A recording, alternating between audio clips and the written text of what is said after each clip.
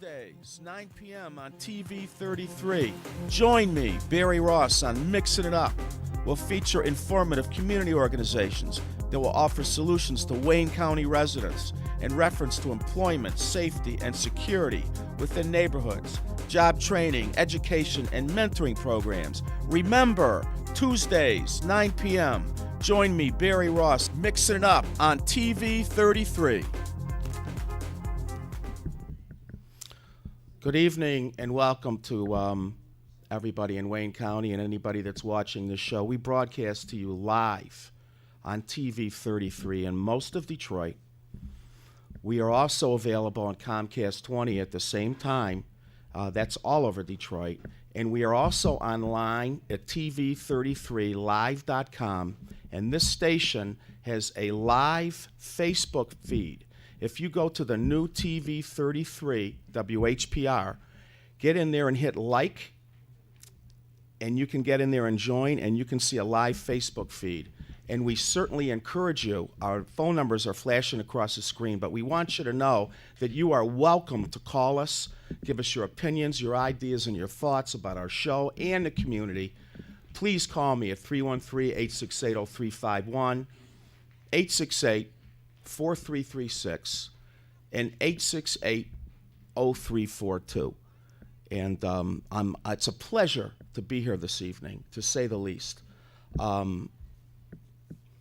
My featured guests tonight, sir, I have to tell you that I've been around. I'm 60 years old this year, and most of you know that have been paying attention to the show and me. I've been homeless in my life. I've lived in Jamaica. I've lived in the and I've had quite a few lifestyles, and I've met quite a few people in my lifetime.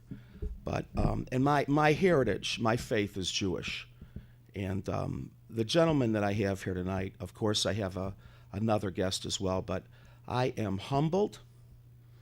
I am miffed how I was able to achieve getting a man of such stature to come on this show tonight to present to you. I have Minister Rasul Muhammad. He is the second youngest son of Elijah Muhammad that founded the Nation of Islam. And he is here tonight, and I have to tell you, he came in my business to visit me last week, and I just couldn't believe that I have this opportunity. And I have to thank Minister Malik Shabazz as a result of coming to the show and following Malik to learn about Malik. I met this gentleman, and it took me quite a while to achieve this. And I have to say it's a miracle that he's here tonight. Two men of completely opposing faiths that have had our issues. And we're here today in unity. And we're going to do some good work, and we're going to also promote his concert that he's having here in town at the Roberts Hotel Friday evening? That's correct. Friday evening, when we're going to talk about that in a minute. And I also want everyone to know that I'm presenting tonight. We have a very degreed woman nurse who's on her way for a doctorate. And she specializes, her passion is the youth that contract sexually transmitted diseases. HIV, AIDS, and she's going to have some stats for us tonight to let everybody know what we're up against and how children are denying the fact that that they can get it and what they can do about it. And we're proud to have her here tonight. I also want everyone to know that Minister Shabazz and I and 5 other organizations, Robert Robinson from It Takes a Village, we formulated a consortium of organizations. We want to board up homes in Detroit. We have been. It's been a little slow starting, but we now have 7 organizations, and our is all volunteer. It's kids. It's youth under 25, and we've been paying for the first houses out of pocket, but we're having a big fundraiser, and the dates will be disclosed in the next week or so. It's going to be at a McDonald's. And we're going to invite all our associations and contacts from each organization, and this is going to be a big deal. We want to do complete blocks If there's 6 houses here and 2 on another block, we're knocking out the 6. And then we want to go back and re-engage the people that are left and reformulate a community. Just blocking them up isn't enough. We want people to come back to our city. So that's going on with us. And I also want to talk about, real briefly, which I've been mentioning since last September, a baby, 2-year-old Ivory Ivy, died in a fire last October. Y'all remember? They sent an emergency tactical fire truck that really wasn't equipped with a ladder and did not have the ability to hook up water. And this child died from smoke inhalation. That's just beyond ridiculous. And she was in a 2nd-story floor. They could not get up to save her. They couldn't even get in. What the circumstances were, where the blame lies, is not my issue. But the problem was, this baby's mama could not afford to bury their child. So children are dying, bad enough, but families can't have closure to put their children away. So we started a fund at Comerica Bank, the Ivory Ivy Emergency Children's Fund. We're not making a cent. We have 3 signers on this account. All 3 of us have to sign before a penny comes out. So any family that loses a child in this city and can't afford a funeral, they can be provided for. But we need you to get on board. We need monies for the things that we want to do to help you. So I think that's really about it with announcements right now. And without any further delay, I want to introduce someone that's really not a stranger to the media, and Minister Rasul Muhammad. Welcome to our show. Welcome to this show. Thank you for having me, Barry. Oh, it's my pleasure. How are you? I'm fine. I'd like to use, as my Christian family would put it, I'm blessed and highly favored. And I often wonder, I don't wonder about you, but I often wonder, the people that make these claims, are they really, truly grateful? You know, but I guess sometimes I have to tell myself I'm grateful to get there. How's everything going with you? Well, I have dedicated my life to walking in the footsteps of my father and accepting the mission that God gave him, and that is the resurrection, mentally and spiritually, of my people, black people, for starters, but all human beings is the ultimate goal. You know, as if you're a doctor and you have a medicine or a cure for a particular sickness, nobody should blame you for starting with your family first. But I think it is criminal if you stop with your own. You have to continue to administering the medicine or delivering the truth that would set people free, whoever they are and wherever they are, if they suffer oppression and have been systematically suppressed under slavocracy, which is alive and well today. Mm-hmm. You and I had spoken in my business, and I had mentioned to you that I personally am not a man that is trying to get black folks to just like me and be the great white hope. I want people to recognize that I stand for justice and fairness. And I am so proud to hear you say that I guess now the nation wants to step out and foster all faiths and religions as a means to support when possible. Well, that is not something that we now want to do as though it's new. Mm-hmm. As I just stated, that we started with our own, but it's not limited to our own. There is suffering human beings of every creed, class, race, and I think that today, after everything that we've been through as a people and most human beings, diversity is as old as time itself. We've always been a diverse people. Diversity is in the creation of Almighty God. But maturity today dictates that we do not allow that diversity to represent adversity to our ability and need to come together, pool our collective resources, physically as well as financially, to accomplish common goals and objectives that is a good needed by all human beings. But I do not think that in order to garnish favor from your people, I would sell out the aspirations of my own. That has to stop. I don't think that you would respect me, Barry, if I did not stand for at least my own. And I wouldn't respect you if you didn't stand for yours. I would be suspicious of you if you were trying to garner favor from black people, you know. Thank you. Actually, to the compromise of your own. I respect a man who respects his own, Sure. and acknowledges where he comes from, you know. But it's just that we've entered a time today where whatever good you have and whatever good that God has blessed you with and whatever good God has blessed me with, we've got to work together in a collective manner for the benefit of every human being that's at the bottom of the totem pole.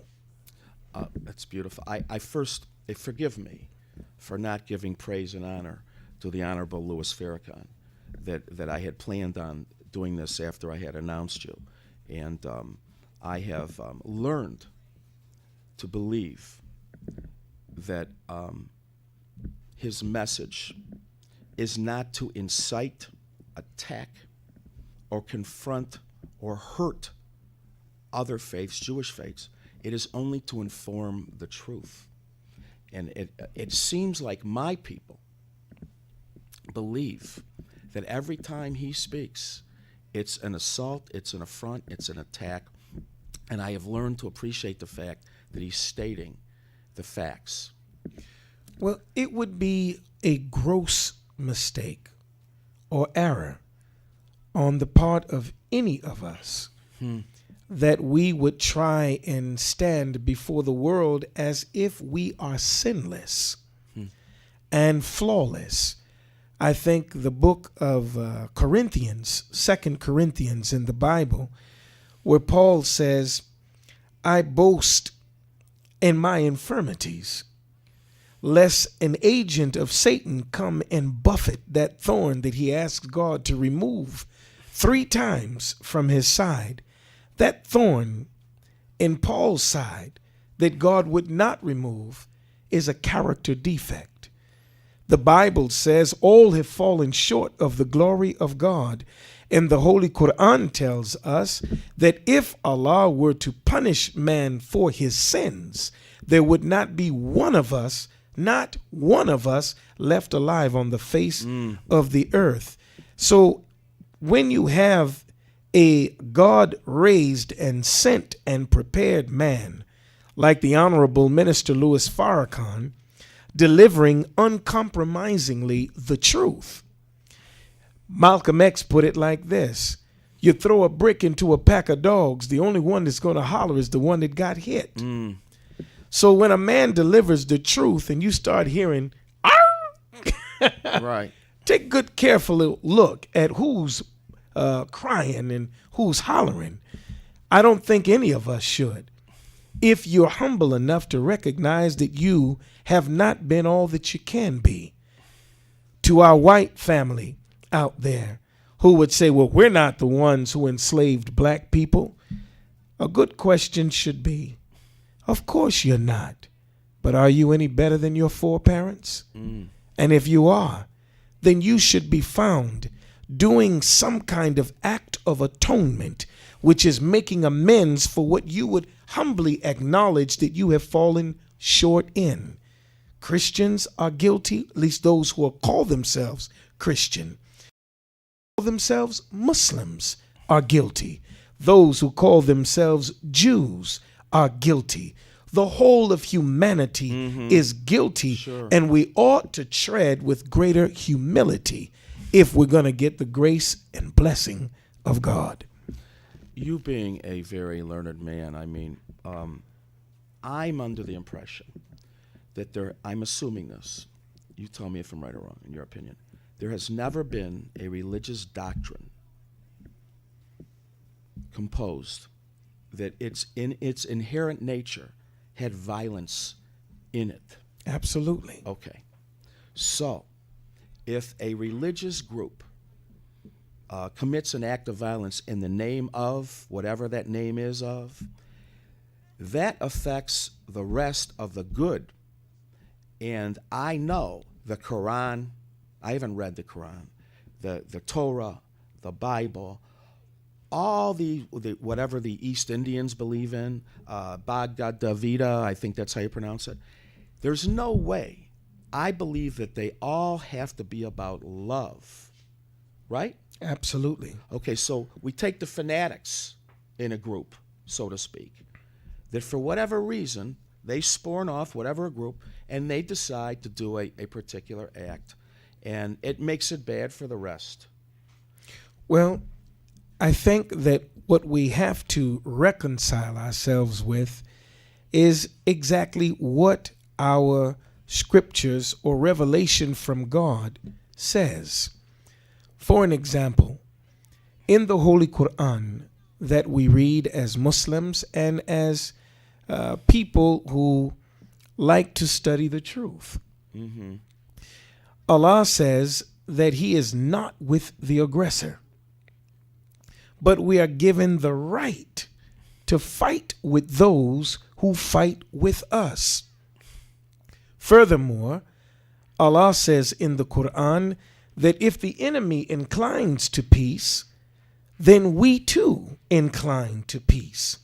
But if the enemy does not incline to peace, then we fight on until there's no more fight left in the enemy.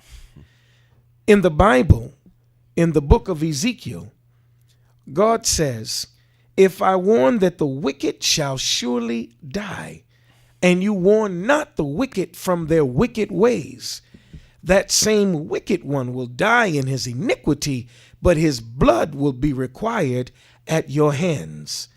So you have a man like Louis Farrakhan who's walking in and out of all of those scriptures by principle alone. And it's only natural that he's controversial, because every prophet and messenger of God that you read about in their time were controversial. And so today. And it still is today.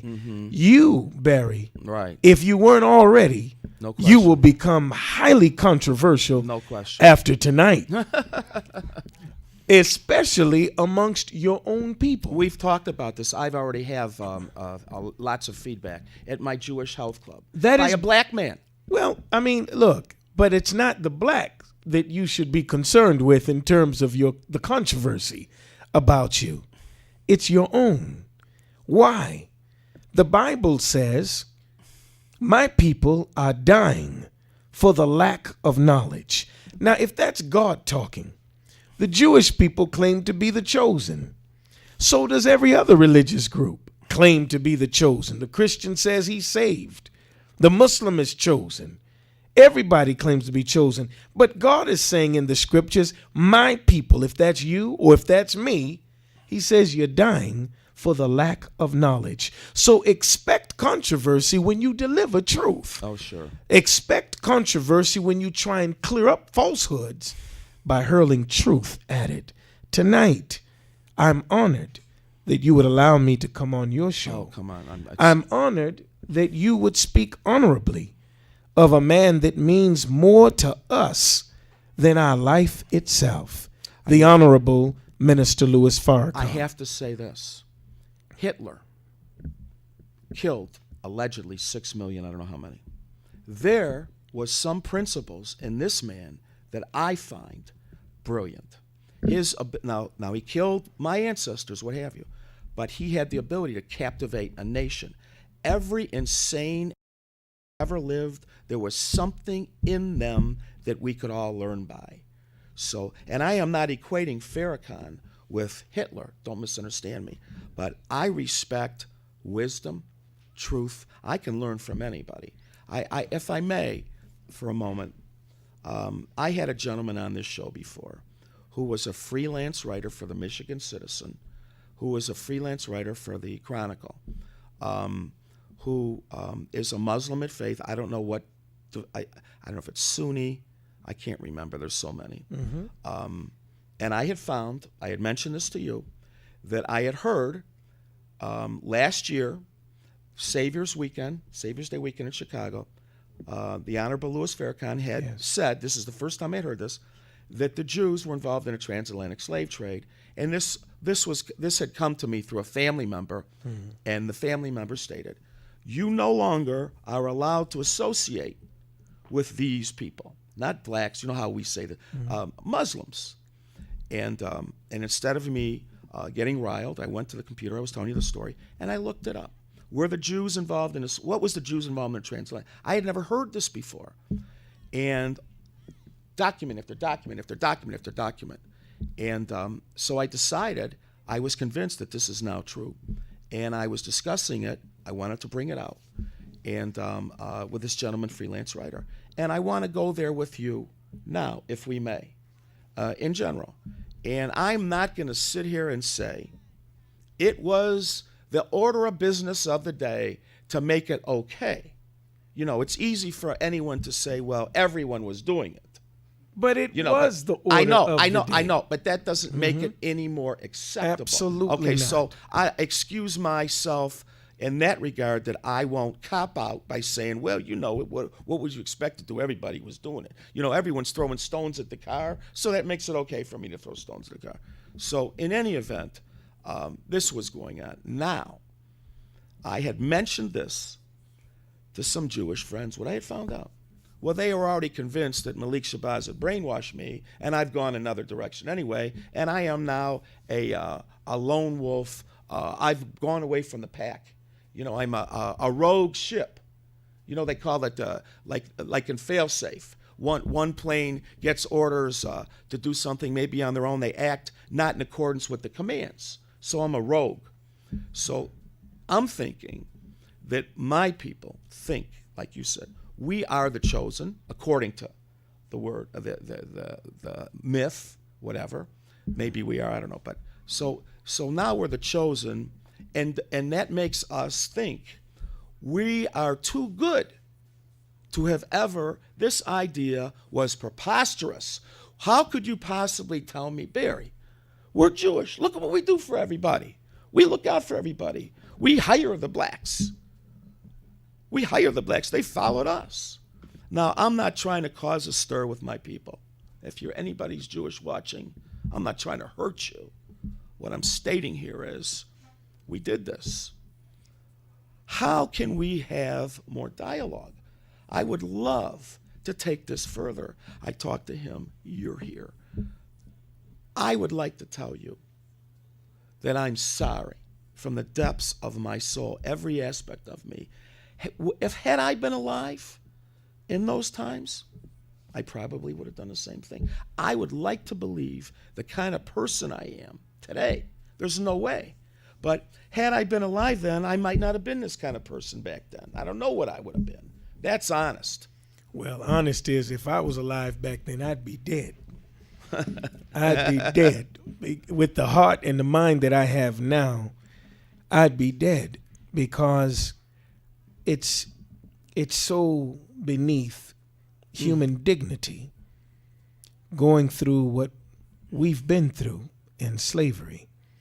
But it's still that way today. I understand. And I'm alive by the grace of God and by his permission. And so are you.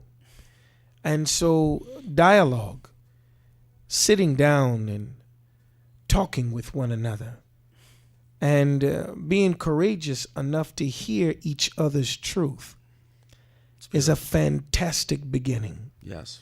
So I appreciate what you said, but if I may go back to a couple of points you made. It was not 6 million Jews. According to the history, it was 20 million people.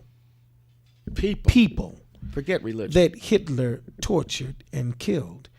Forget the 14 million Russians and Northern Europeans that he also slaughtered in those concentration camps. It was not just 6 million Jews.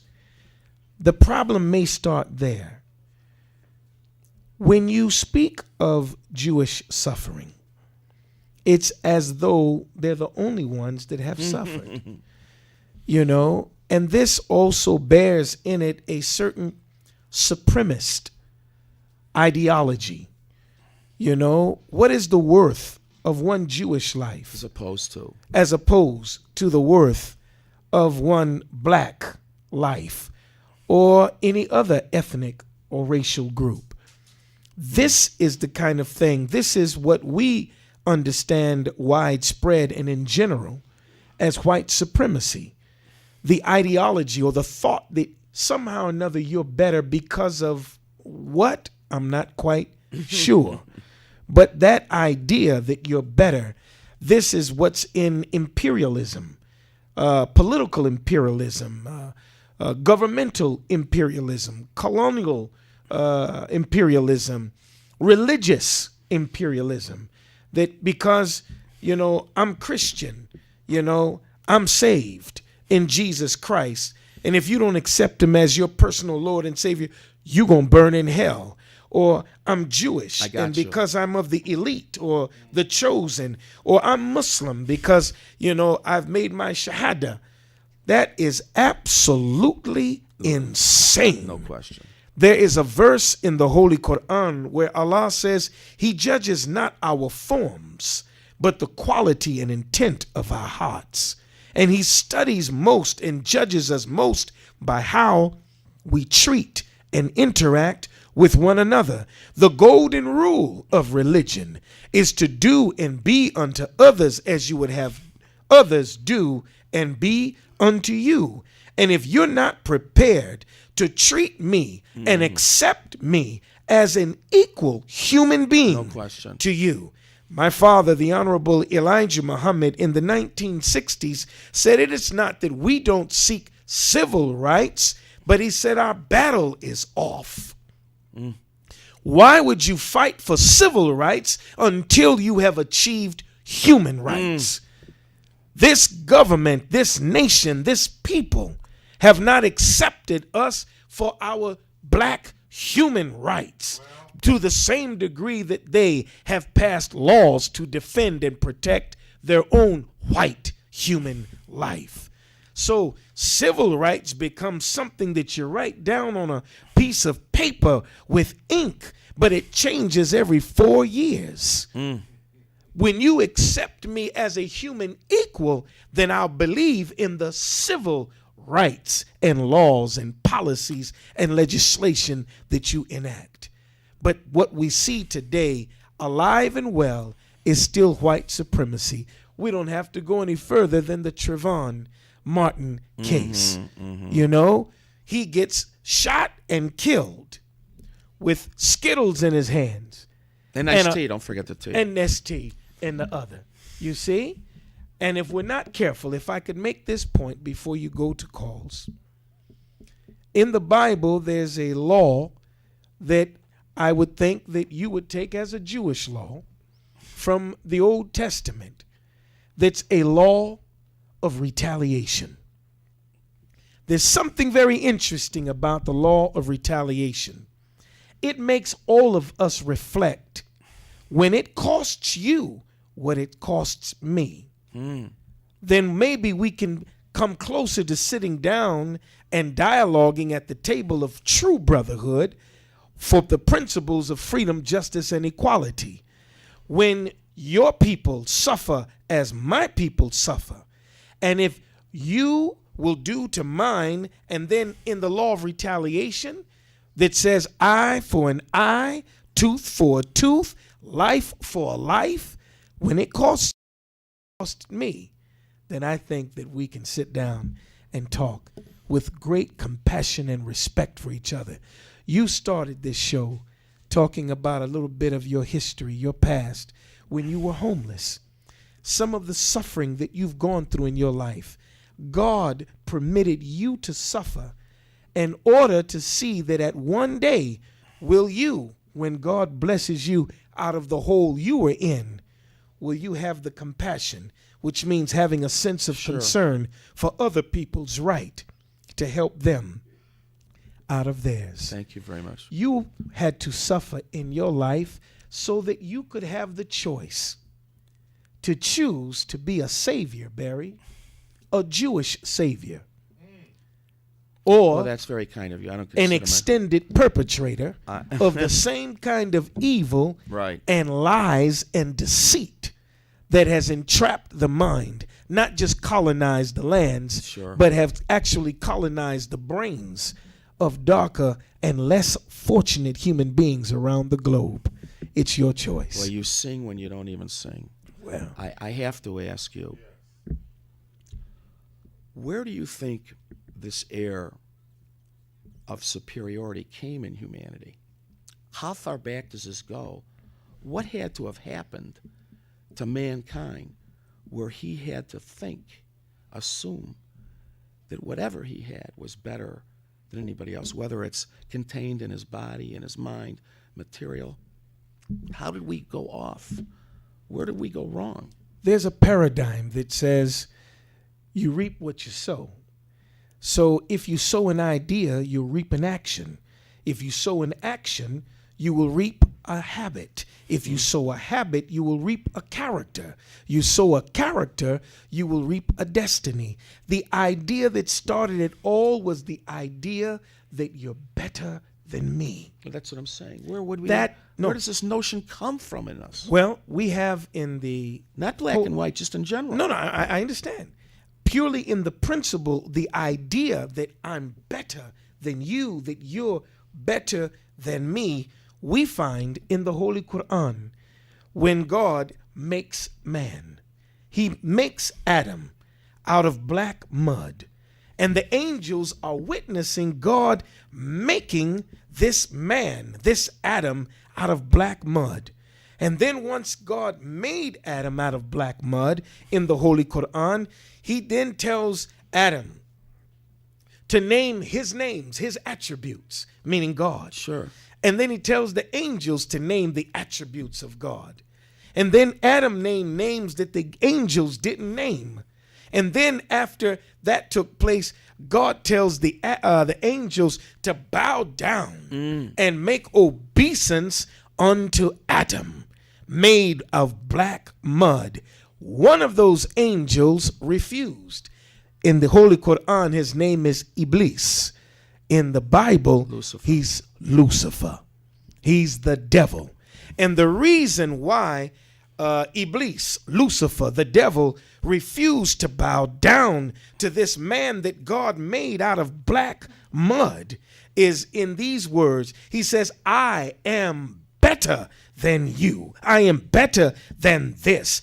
I am made of fire. This is made of clay, of black mud, of dirt.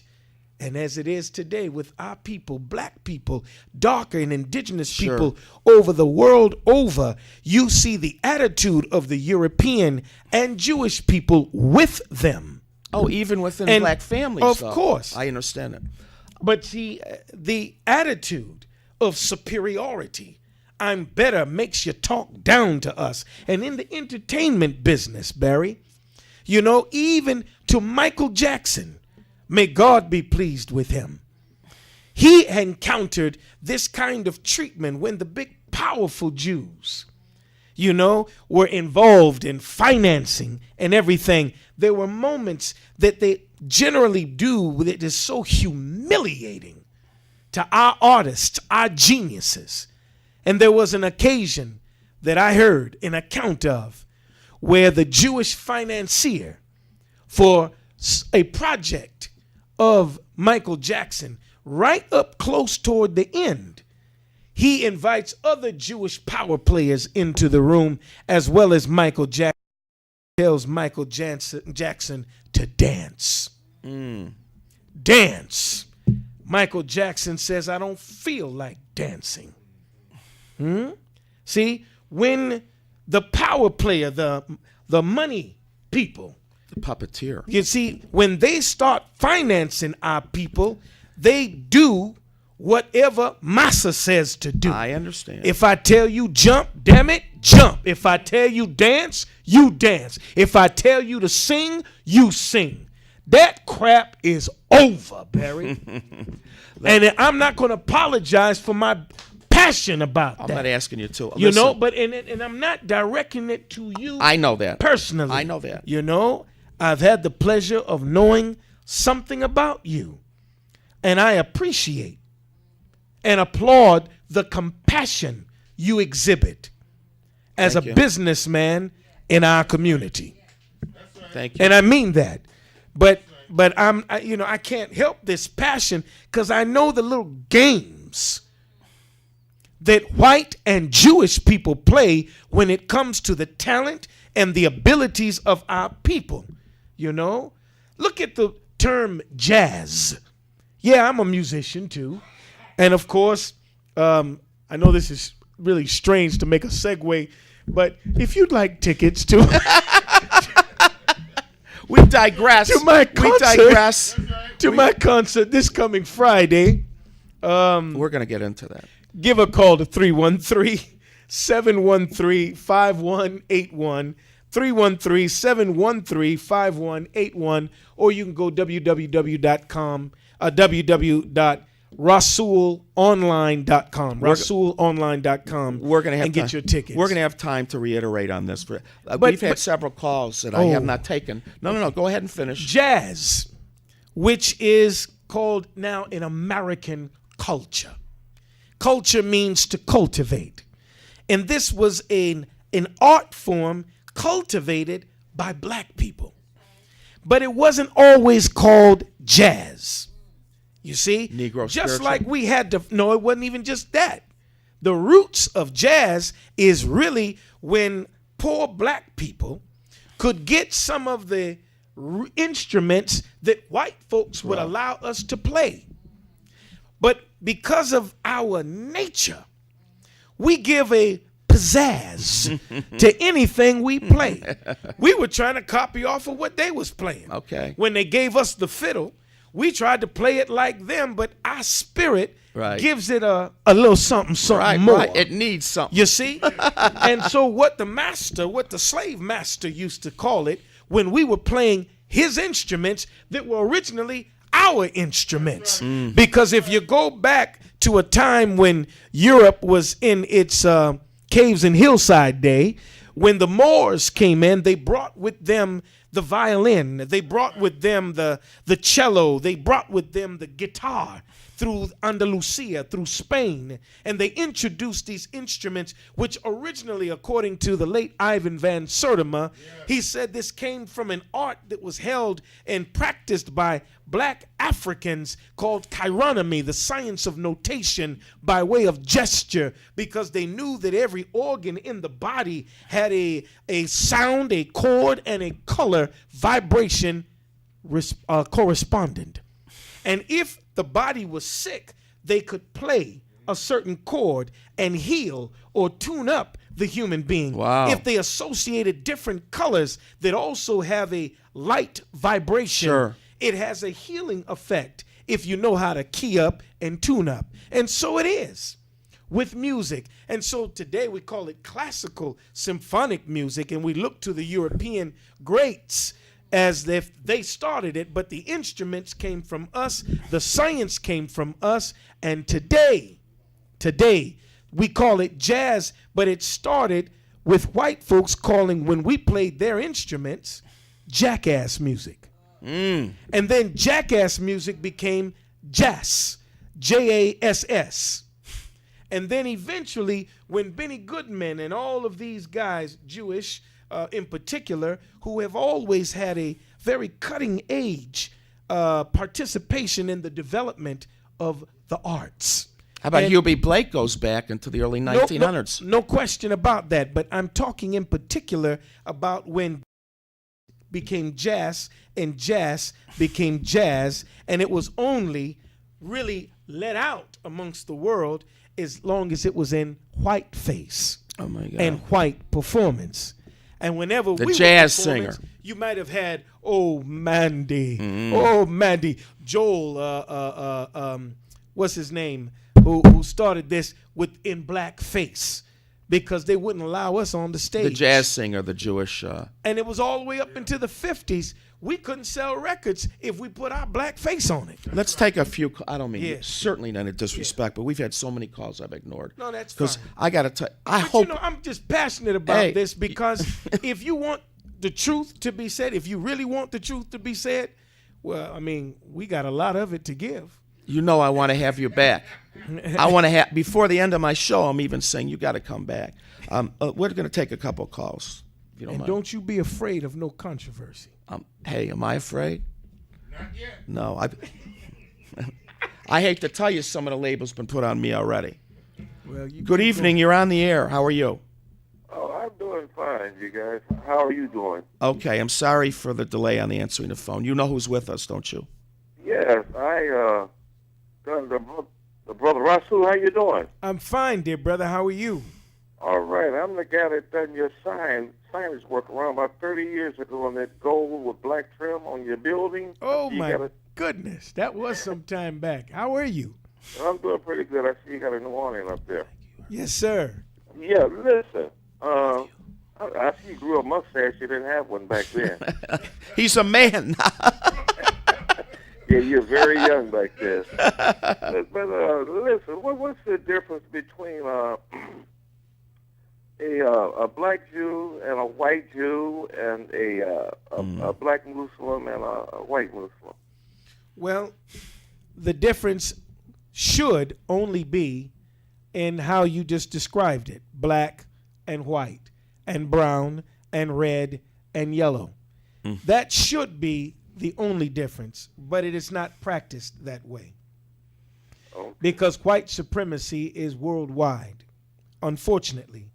And even in the breakdown of Judaism or the Jewish people, you have Ashkenazi, who are basically northern European Jews, Sephardic. and many of them have come and populated in significant numbers. That doesn't mean large numbers. I mean significant in terms of the fact that they are in positions of great power and influence throughout the Caribbean. In fact, Gloria Estefan referred to many of the Cubans, where she is from in Cuba, as Jubans because of the Ashkenazi strain that has mixed in to the Afro-Cuban people in Cuba and throughout other places of the Caribbean, Mexico, Central, South America, and the world.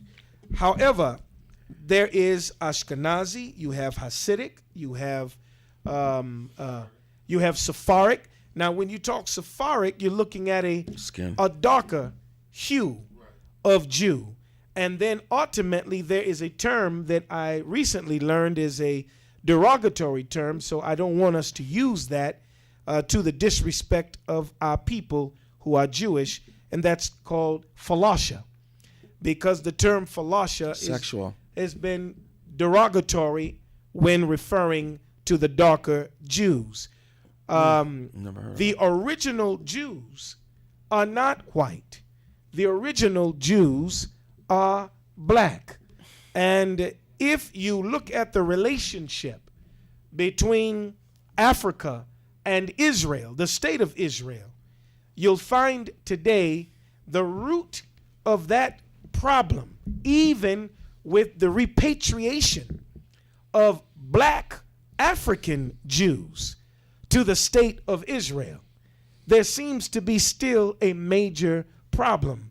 You find repatriation being advertised on television today, generally late at night, or if it's on a station that carries the advertisement of send in $1,500 or $300, could bring a family from Russia Over to the state of Israel. That's the repatriation I'm talking about. But you never see that of any poor Jews anywhere. So racism is alive and well. And even amongst the Islamic group of people, which are climbing toward 2 billion in the world. But when Somalia is suffering, and even though that's a Muslim country in Africa, they're black people. But you did not see a great pouring of white Arab so-called Muslims helping and aiding black Muslims. You see that, and we can go all the way to the history of the founding of the Baptist Church. The Northern Baptists were white. They didn't allow black people to come in to their church. And that's why we found the necessity of setting up our own Baptist church, which was for us. The same thing is in Masonry, in the shrines, and the lodge. You know, this is us again trying to copy off a master. And I think, if I may say this, and I hope not to upset, I know I'm stepping on toes, but I just, I got you. I got a passion right I now got that you. I'm just going to Whoever- say. No, you don't got this, because I didn't say it yet. Okay. You have this among Masons and Shriners. Now you have a black lodge. What black man in their right mind would become a part of a secret order to prevent saying the truth that would unlock the minds and resurrect Hiram, who's already been knocked in the head and buried in a northeast corner? How could you join an organization or be a part of a secret? That sword above the head, above on the fez that Masons and Shriners wear, means that off goes their head if they reveal the secret. And if you notice, these are white people with Muslim names on their fez, like Allah, Akbar, Shabazz. Hello, somebody.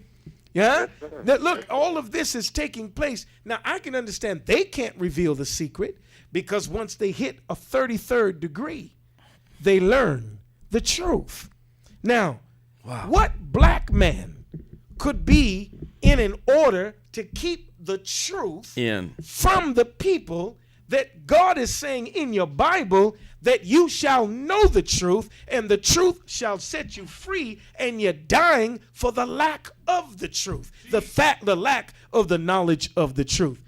Who wants to get to a 33rd degree? If you're talking 33rd degrees, boy, I'm stepping on toes. Go ahead, tonight. go ahead. Y'all messing with me. Troy, we got him, Troy. They put something in my water. But anyway, if you're talking 33rd degrees from the flow up, as my brother in the street would put it, from the flow up, 45 degrees would be like this. 45 degrees. If you 33rd degrees, you're walking around practically still crawling around on all four. What black man would enter in order to stop at 33 degrees? We need to come to a full 180 so that we can be standing upright, perpendicular. And the only thing that will allow a human being, black, brown, red, yellow, or white, to stand perpendicular, upright, 180 degrees from the flow up, is the knowledge of God. That's right. And the knowledge of your natural kinship connection to God. That truth, Barry, is not hidden from you or from me. But if we think that what we know is enough, then we'll find ourselves, even with a new suit on, still crawling around on all four. Let me just ask you that it's so profound. Thank you for your call. I got another question. No, thank you very much. Thank you. I have several more coming. Thank you for your I call. already started something just by talking about the awning on the building, Yeah, man. thank you.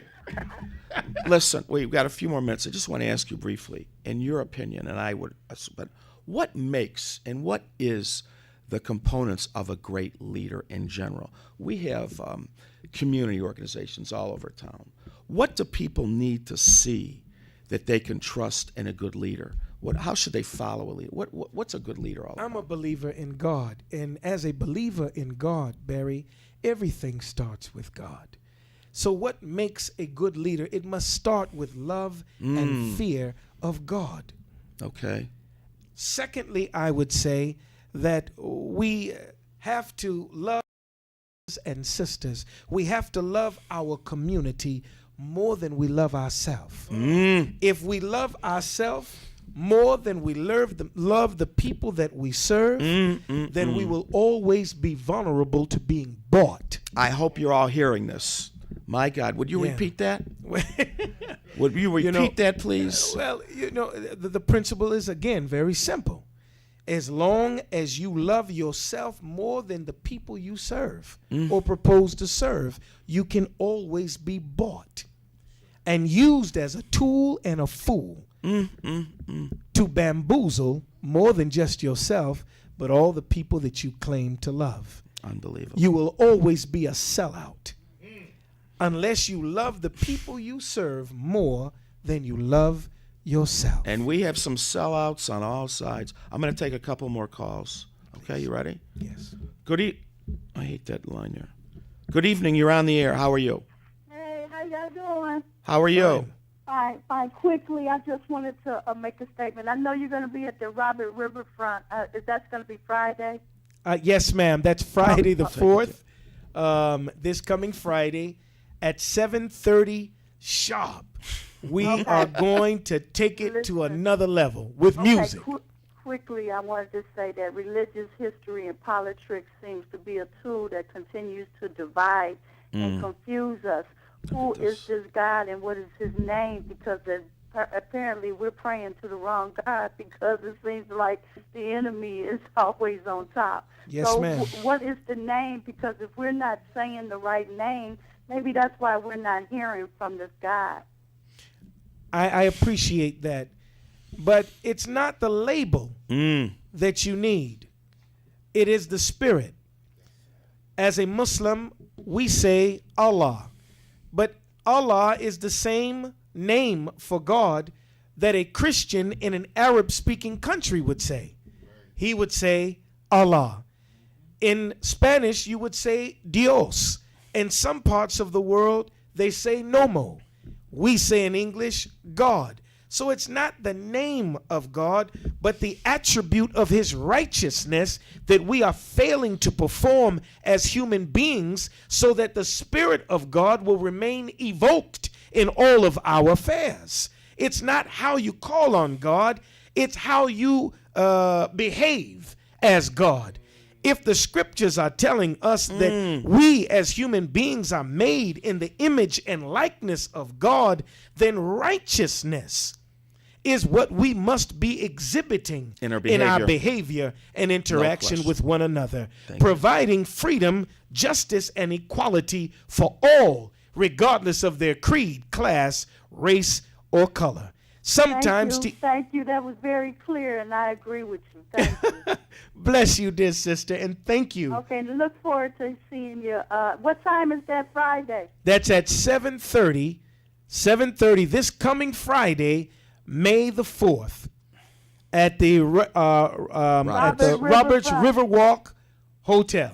The former Roberts Omni, River correct? Walk. That's the Okay, former. thank you. That's right. And I'm enjoying you again. I heard you on Mildred Gaddis. Okay. Oh, bless you. Thank you. All right. Let's take the closing minutes to talk about your music and what's happening. And you sing. You play instruments as well. Yes. Okay, let's tell everybody exactly your Well- love of Frankenstein. Look, don't take me to Frankenstein. But I've been playing the piano since I was about 5 years old, and I've played by ear. I've never taken the time to learn how to read or write music, but I intend to at some point. But coming up, I've been playing, going back at least 30 years. I was playing in the country of Mexico. I recorded an album there entitled simply Rasul, and it was all Spanish. In 1990, 22 years ago, I wrote a song on the airplane flying to Auckland, New Zealand, called Brother for Brother.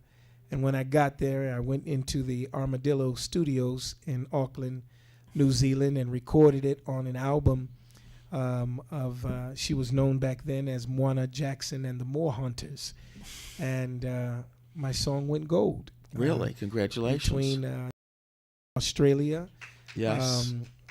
I've done a few things. I've been strongly and heavily influenced by Stevie Wonder. He's always been, one of my great idols, if you would, in music. And I think you'll hear some of that in my music.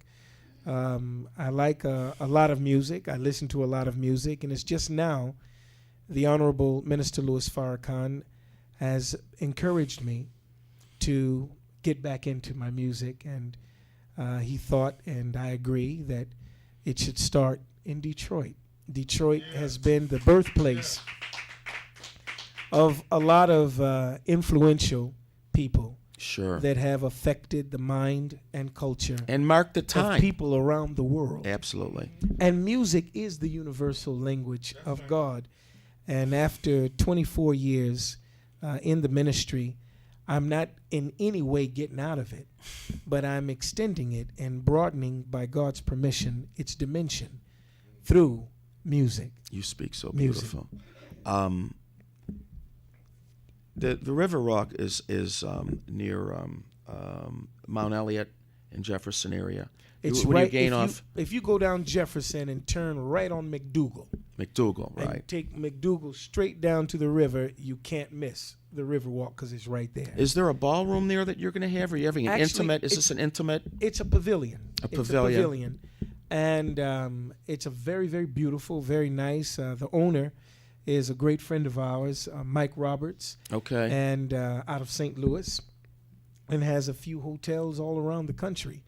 And I'm very honored that he would allow me to have my first concert at his place. There's the food. River There's going Walk. to. I'm serious. Excuse me. There's going to be food available. They can have dinner. There is, excuse me, there's a fantastic restaurant there with some of the most delicious food you're going to find. Downstairs, I've been Absolutely. Okay. And so for anybody that would like to come earlier and get a delicious meal at the River Walk, it is available to them. There are some that will be paying more.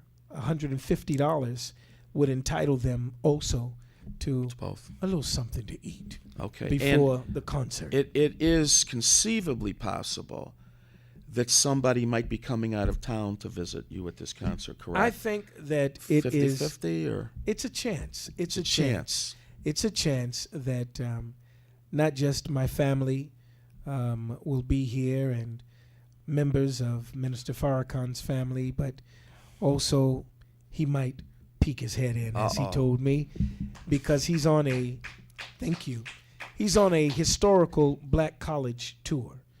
And I know for a fact he's due in New Jersey the following day on Saturday the 5th.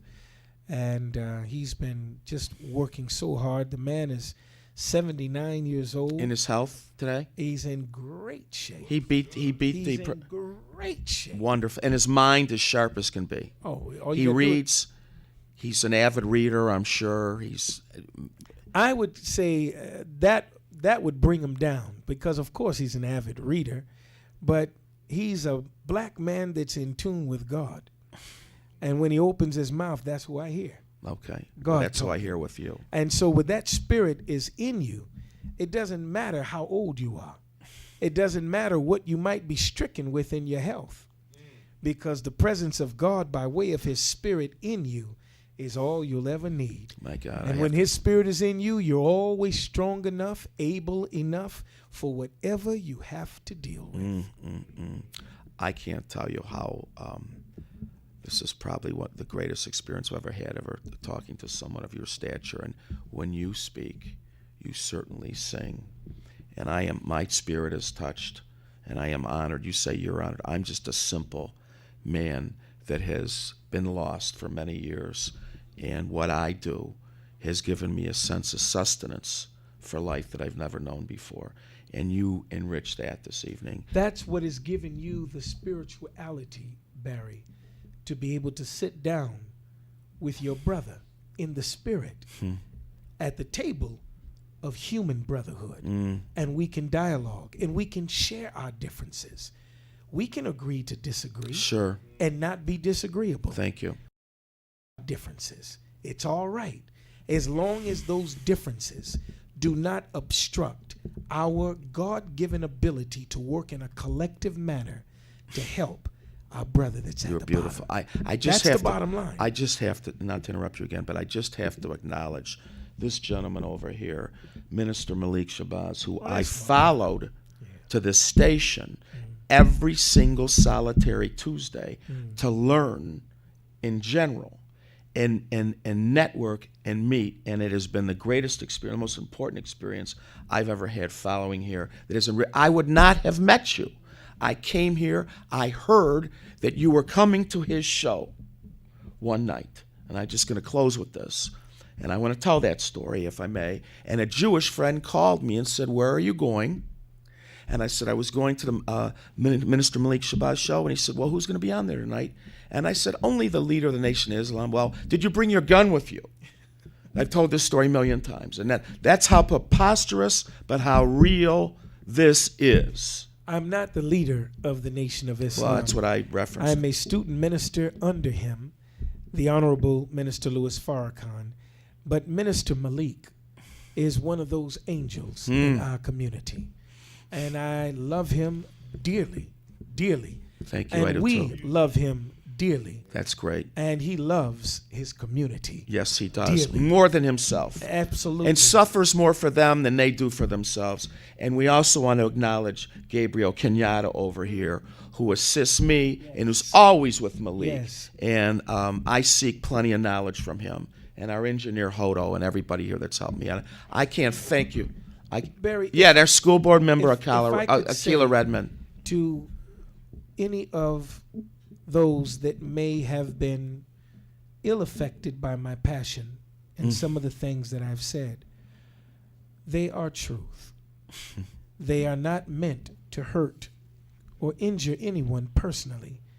I just believe firmly, as the Bible says, the truth shall set you free. Okay. And all we have to do is have the courage to speak the truth, and we ourselves will be free too, Barry. Thank you very much. Thank you Friday for having night, me. Roberts Hotel. Take Yes. McDougal from Jefferson and go down to the water. And if you You're want gonna- tickets, www.rasul, RASUL, online.com, or call now, 313-713-5181, 313-713-5183. Get your ticket and experience another dimension of this ministry through music and the lyrics in them. Thank you very much. Thank you very much, Oh, to everybody. have you. We're going to take a short break. You sit, and we'll be right back. Wow, I can't thank you enough. My God.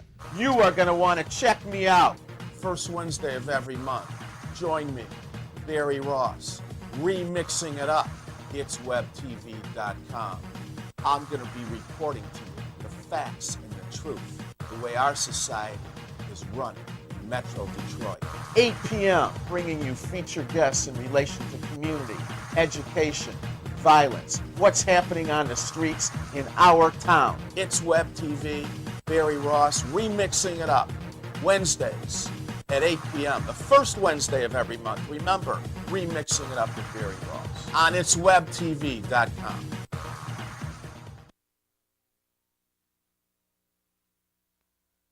Tuesdays, 9 p.m. on TV 33. Join me, Barry Ross, on Mixing It Up. We'll feature informative community organizations that will offer solutions to Wayne County residents in reference to employment, safety, and security within neighborhoods, job training, education, and mentoring programs. Remember, Tuesdays, 9 p.m. Join me, Barry Ross, Mixing It Up on TV 33.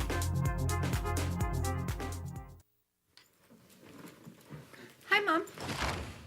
Where'd you get all this Narcotics Anonymous stuff from? Mrs. Owens had Narcotics Anonymous come and talk to our class about meetings that can help people stop using drugs.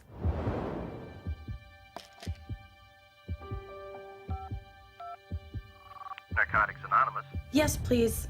Can you help me? Call Narcotics Anonymous. We can help you. We are the faces of Detroit. We are the faces The Delray. We are the faces of Delray. Governor Snyder wants to put us all building a bridge in our front yard. Homes where we raised our families. A community where we buried our loved one. Delray is struggling, but it's not lifeless. It's a community of hopes and dreams. Governor Snyder, Invest. not destroy. 1,000 men's suits. And right now at Sermons, you can buy one and get two free. Not one suit, but two free. Buy one suit, bring two friends. Buy one suit, bring two relatives. Buy one suit, get two free. Bring your pastor, your boss, your teacher. Buy one suit and get two free. Sermons with 90 years of experience, carrying jeans, exotic skin shoes, sets, shirts, leathers, sweaters, everything for the well-dressed man. Buy one suit, get two free. Sermons on Randolph in downtown Detroit. We're back, everybody, with Mixing It Up. And I was just crying. Excuse me. I'm all man. You're watching us live on TV 33. We're on Comcast 20 in Detroit. On Facebook, the new TV 33 WHBR. I hope you're enjoying the show. But it ain't over.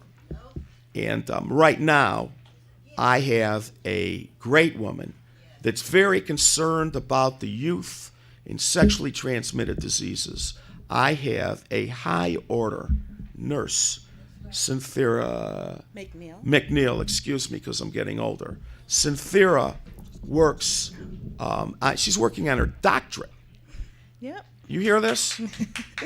You get the bachelor's, associate's, master's, doctorate, and I told her at her age, she is young to be getting a doctorate because my daddy was 70 when he got his doctorate. And this is a young lady. Let's, Cynthia, thank you very much for coming. Thank you for having me. And my hands are clean. Tell everybody where you practice. What do you want to talk about here tonight? What can we do to inform the public? Okay, well, my background is a registered nurse. However, I'm at Wayne State University receiving my doctorate in nursing practice. And what that allows me to do is to apply evidence into the community to better the health of the citizens. And so my concern is HIV, STDs, and African-American population, specifically African-American women. My research area is adolescent women, African-American descent, and HIV, STD epidemic. And so what I've done is... Are we having an epidemic? Yeah. Oh, yes. Is it on the rise from one year to the previous years? Yes. So the African-American population has been adversely affected with HIV and STDs. Looking at the statistics, the risky sexual behavior, African-American females, which is my research area, is at greater rise for infection. Due to mostly heterosexual interaction. Women. Yes. And these are women. These are young ladies from like what age up is your research? My research is from 13 to 24, and they are one of the largest groups that's affected with HIV, AIDS, and other STDs. And what would you attribute that reason to? They're on the rise. Well, my research looks at beyond just condom issues or protecting themselves. I look at societal issues and the developmental issues growing up in urban environments that affect their decision to involve themselves in risky sexual behavior. So I look at society's expectations of women, the woman's role in society. I look at growing up, the environment, their peers, those other issues outside of just the superficial look at the epidemic. Let me just ask you this, if I may. Mm-hmm.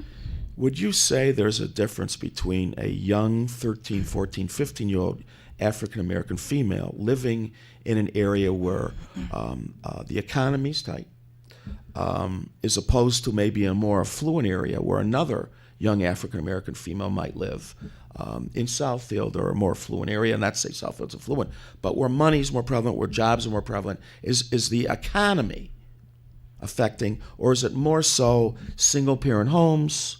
What do you think are the reasons that we could contribute this to these young women? I think it's a combination of all of those things. Those societal factors play a strong role in health disparities.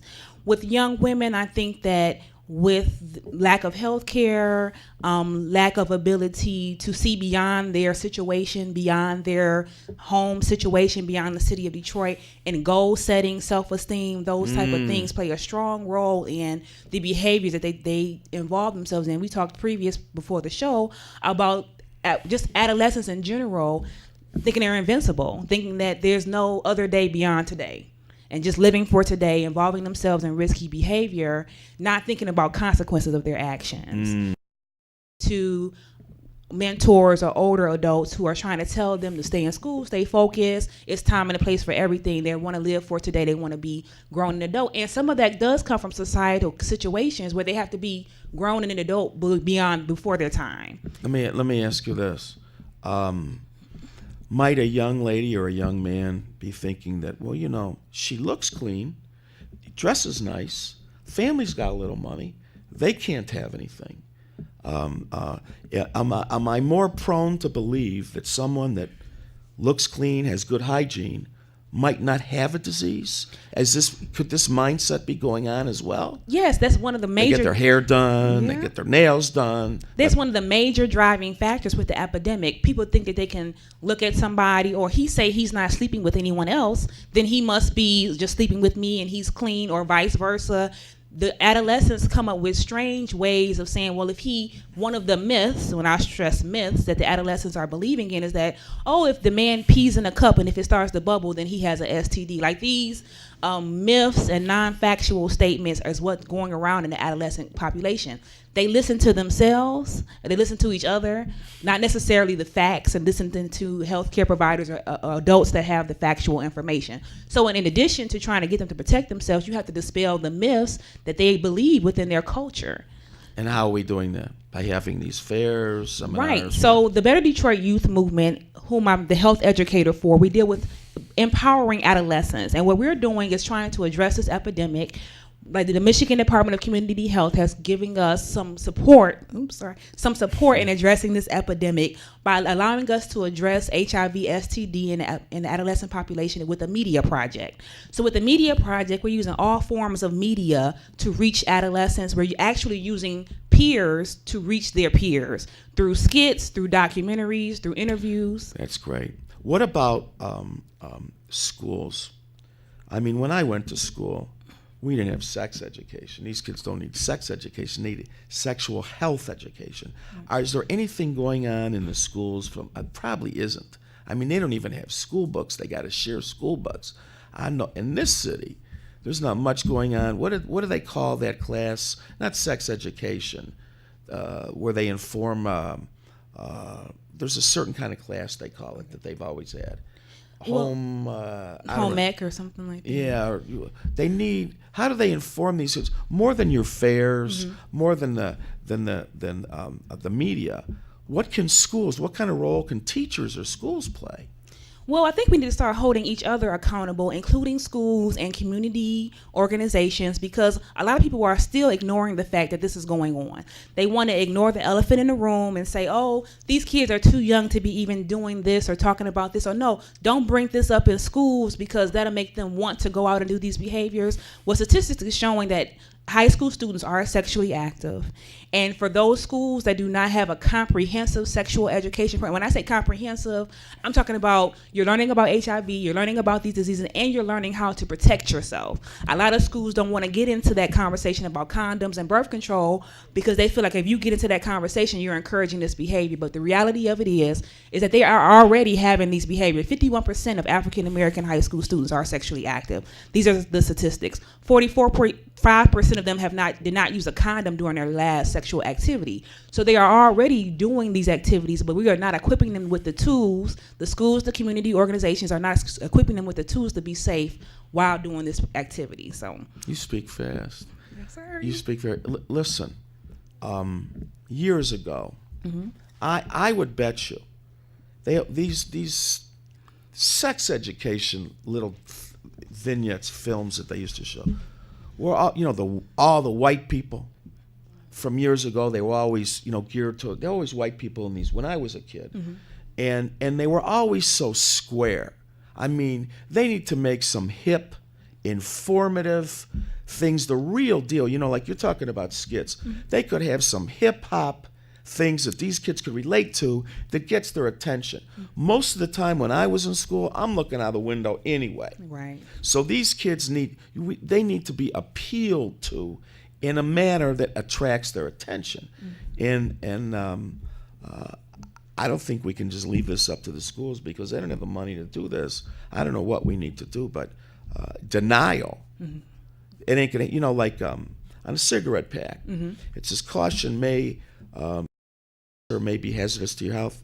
But you know what people, and I used to be a smoker, that ain't going to happen to me. Right, right. So Denayo used to say it ain't just a river in Egypt. So we need to get in touch with the fact that these kids aren't hearing this.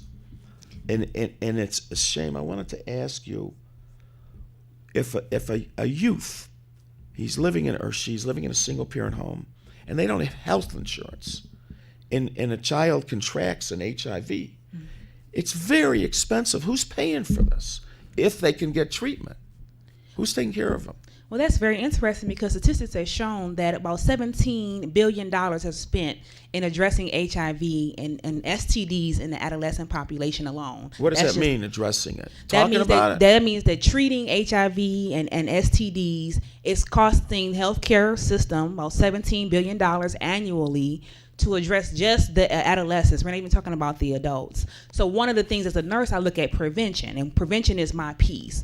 Now, as far as someone that has an STD, we do have some clinics, there's some low cost or free health clinics that you can go to if you feel like you have signs or symptoms. However, the negative thing about that is that most people don't have signs and symptoms, and they continue to go about spreading this disease because they don't know. They don't know that they have these diseases, and that's kind of one of the things that contributes to the epidemic is that you don't really not necessarily have For signs, years. right? Signs and symptoms. What is the incubation period of AIDS? Okay, well, there's a difference between HIV and AIDS. Then you'll tell that too. Go ahead. Right. So the difference between HIV, now HIV is actually the virus that you will contract, and that varies from when you actually have signs and symptoms. Sure. Usually you don't really have signs and symptoms until you get to the AIDS stage. And the AIDS stage is basically when your whole immune system has been pretty much dwindled down or wiped out, and you're starting to get what we call opportunistic infections. You're starting to get simple colds that never go away. And Immune those type of- system's right. going. Now, is it conceivably possible that you could get HIV and never become symptomatic? Yes, you can have the HIV virus for many, many, many years and sleep with many, many, many people unprotected. Can you give it to them even though you're not symptomatic? Yes, it's a virus, and yes, you can transmit this virus as long as you're having unprotected sex. All right, let's say I have HIV. Mm-hmm.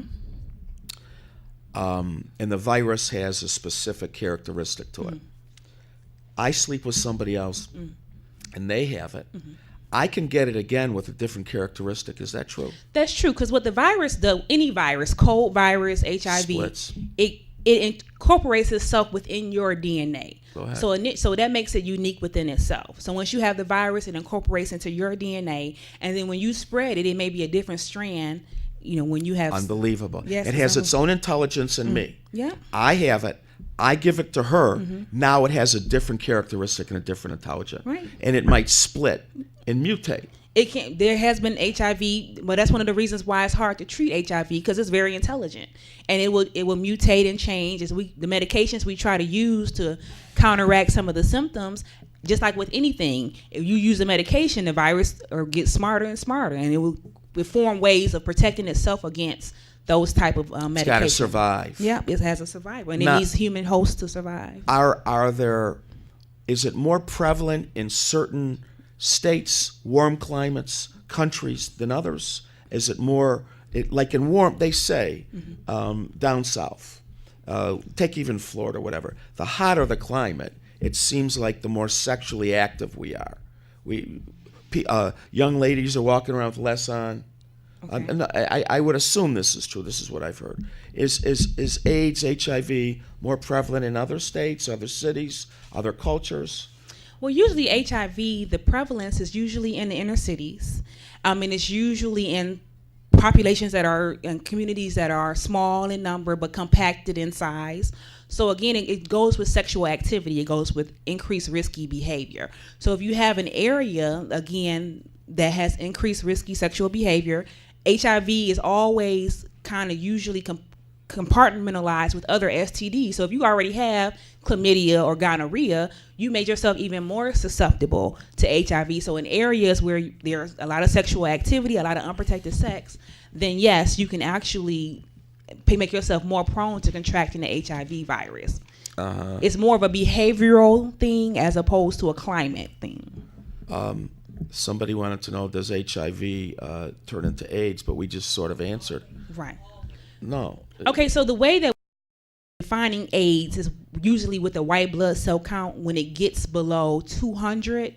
That's how we usually define AIDS. Now, people have HIV, and once again, it mutates. Everybody is different. So you can have HIV and it never turn into AIDS, clinically speaking, based off of your white blood cell count and signs and symptoms. However, again, it can still be spread.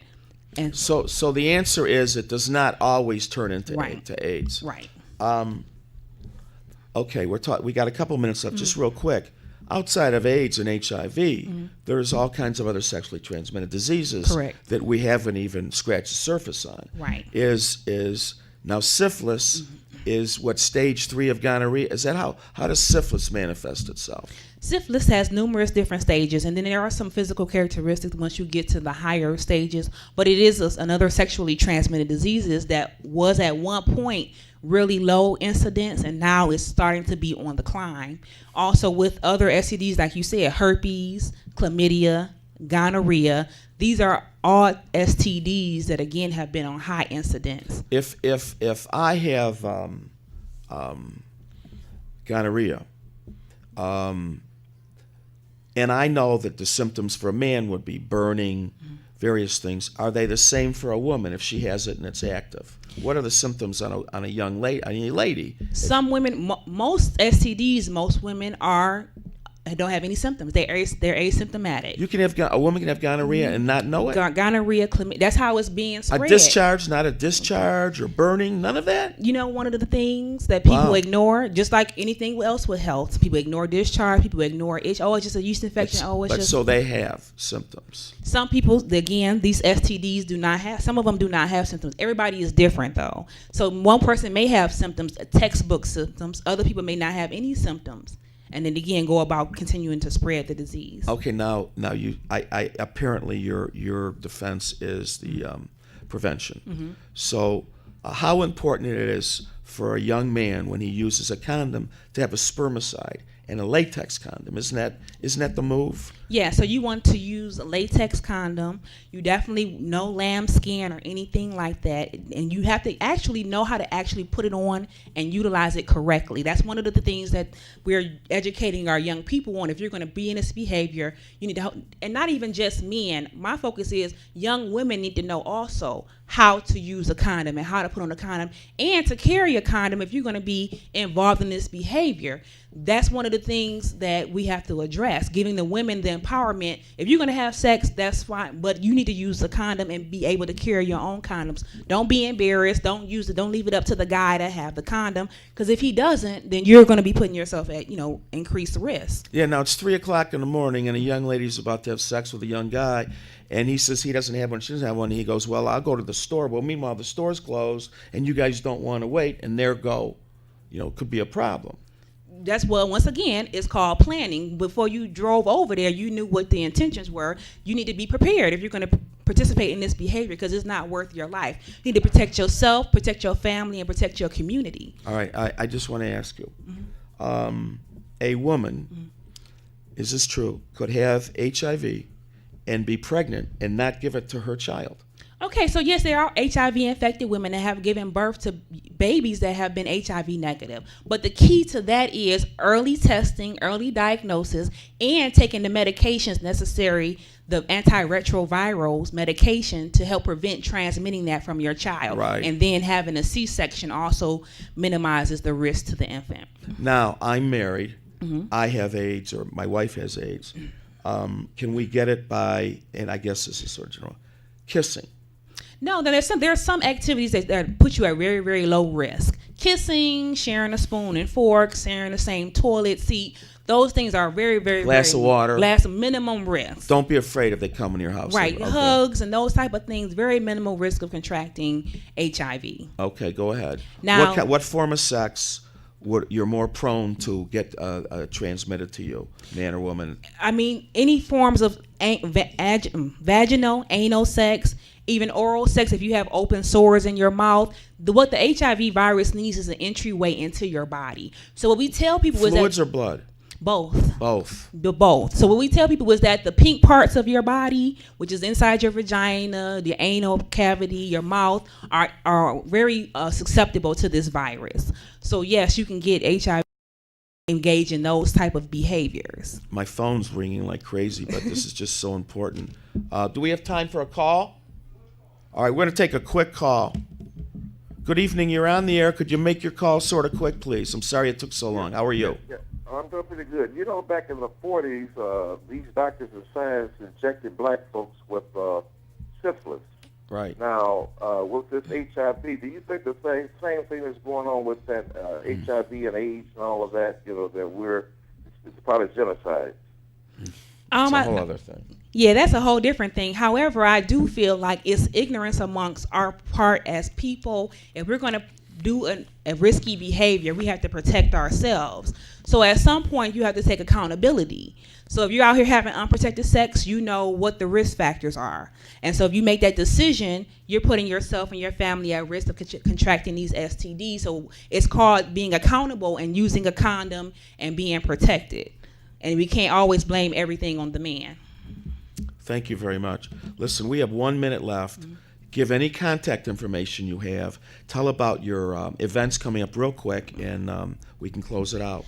Okay, so I'm here representing the Better Detroit Youth Movement. We have partnered with a few organizations. One of them is the Department of Community Health to do a media project in, addressing HIV and STDs in the city of Detroit. We are also partnering with large organizations and community organizations to address this epidemic.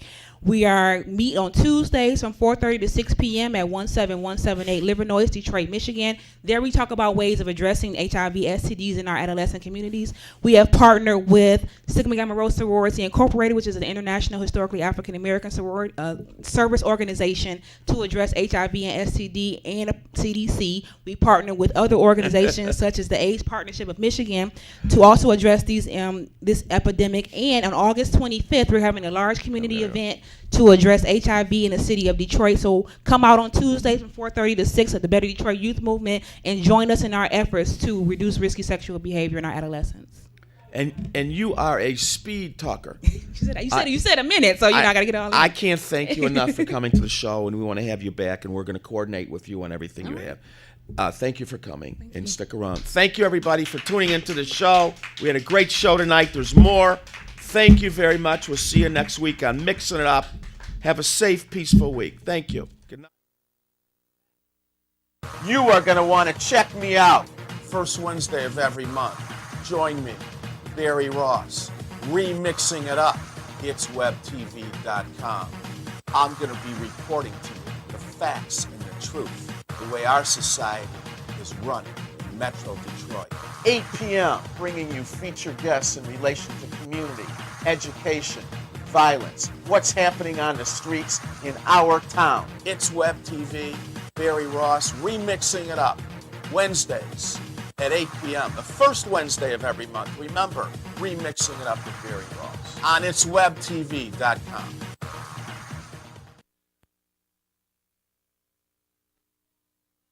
Tuesdays, 9 p.m. on TV 33. Join me, Barry Ross, on Mixing It Up. We'll feature informative community organizations that will offer solutions to Wayne County residents in reference to employment, safety, and security within neighborhoods, job training, education, and mentoring programs. Remember, Tuesdays, 9 p.m. Join me, Barry Ross, Mixing It Up on TV 33.